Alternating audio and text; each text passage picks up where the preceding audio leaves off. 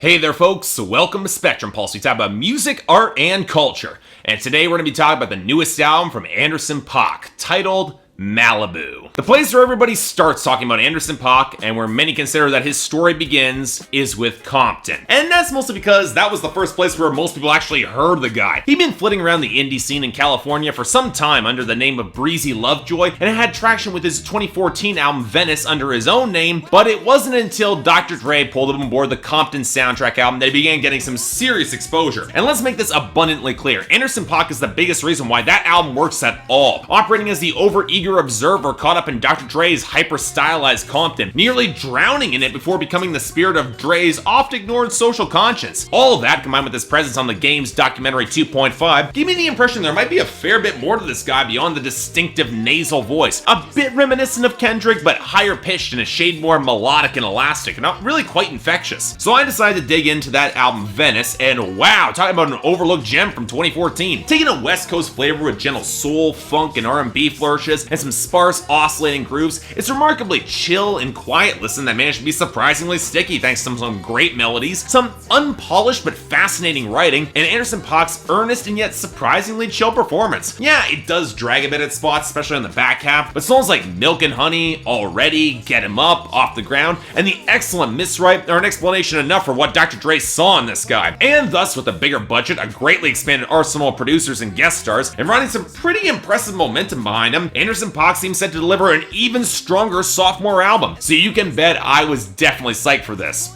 How'd it turn out? Well, I'll say this. If you listen to that Donnie Trumpet and the Social Experiment album with Chance the Rapper called Surf last year and thought, you know, I like this, but it'd be so much better if it was well produced and grounded in the same sort of earnest charm but more consistent, you're gonna love this Anderson Paak project, because I'm not even gonna mince words here. This album is goddamn great. A beautifully produced, well-structured, groove-heavy record that creates that LA atmosphere so masterfully, makes me wish I was on the beach in Southern California right now instead of in downtown Toronto in the middle of January. Frankly, I'm stunned this wasn't released around the summer, like in May. Talking about the sort of summer record that, if well marketed, would have been absolutely huge. As it is a sort of easy gem, yet you rarely get in January, and I can easily see this becoming a big favorite of mine throughout the course of 2016, because it is that great of an album. And the funny thing is that there isn't one element that leaps off the table as the reason why this record really clicked for me. But I think the place to start with the conversation is with Anderson Paak himself. If you're gonna go into this album expecting the sort of manic howling that he delivered on Compton, well, he's going for something much different here, more soulful and elastic and expressive. Leaping from his nasal, rough-edged crooning to bars that coast by in some of the weirder rhythms, Anderson Paak just owns this album, but he does it with a sort of earnest, subtle good nature that doesn't come across all that flashy. If you're drawing the comparison to Surf, while so much of that album was insisting that it was trying not to be cool, Anderson Paak is living that dream, walking the line between genuinely caring about his lyrics and subject matter, and yet his delivery is effortlessly infectious. I really like it. And he pulled together some great guest performances too. Where probably the least impressive, it's BJ the Chicago Kid on the Hook of the Waters, a Tully Qualib throwing down an inspirational segment on the album Closer Dreamer,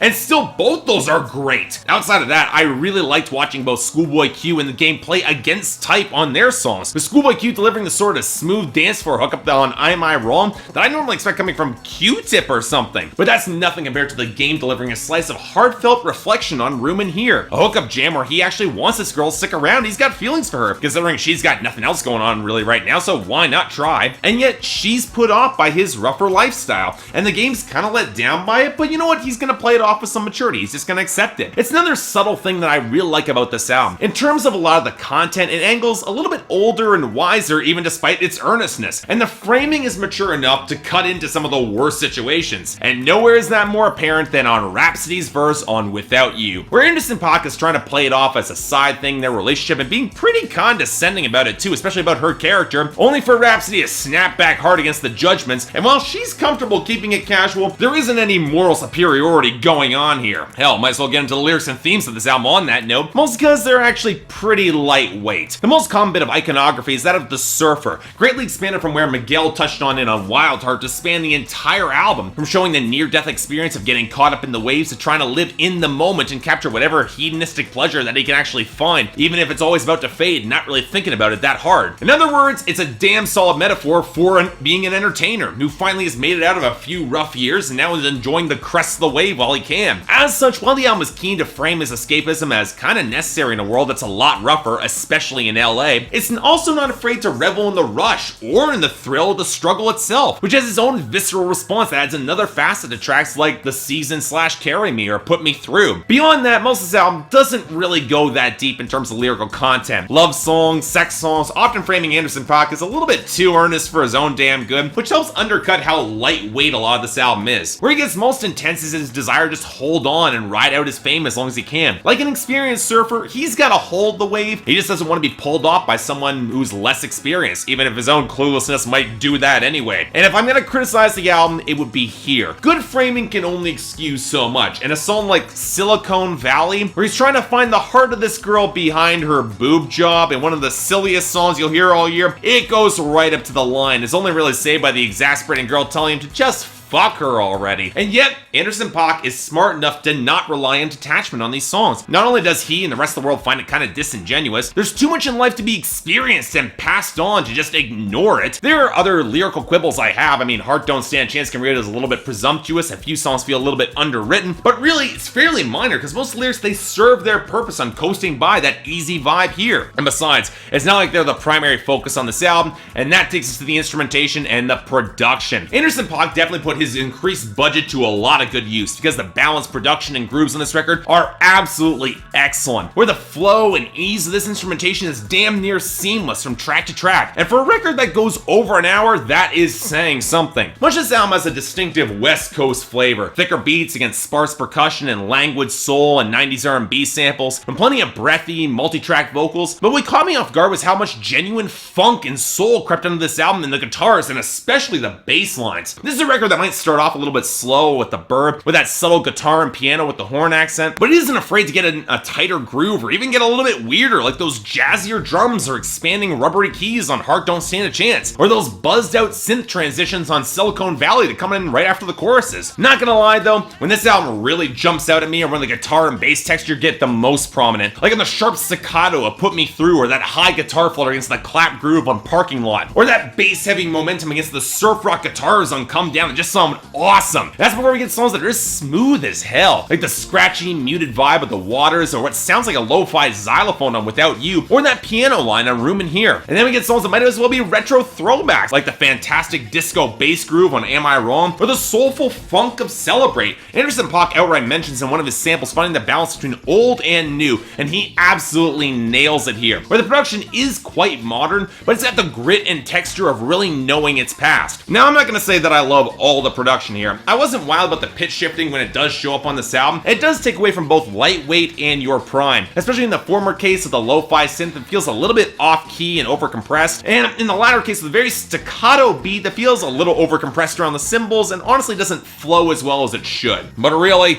look, I'm not gonna dance around this. Malibu by Anderson Paak is such an easy, thoroughly enjoyable listen that has great texture, groove, and feeling behind it, earnest but with enough grounded maturity to build something beneath it that actually constructs some damn great songs that I really liked. It's not a classic or an incredible listen. There's enough missteps in the production and lyrics that do keep it from completely blowing my mind, but it is a ton of fun and definitely a record I can see myself returning to a lot this year, especially in the summertime. For me, it's an easy 8 out of 10 and definitely a recommendation. Folks, Anderson Paak might have gotten his break with Compton, but Malibu is a plain sight that he deserves a lot more attention.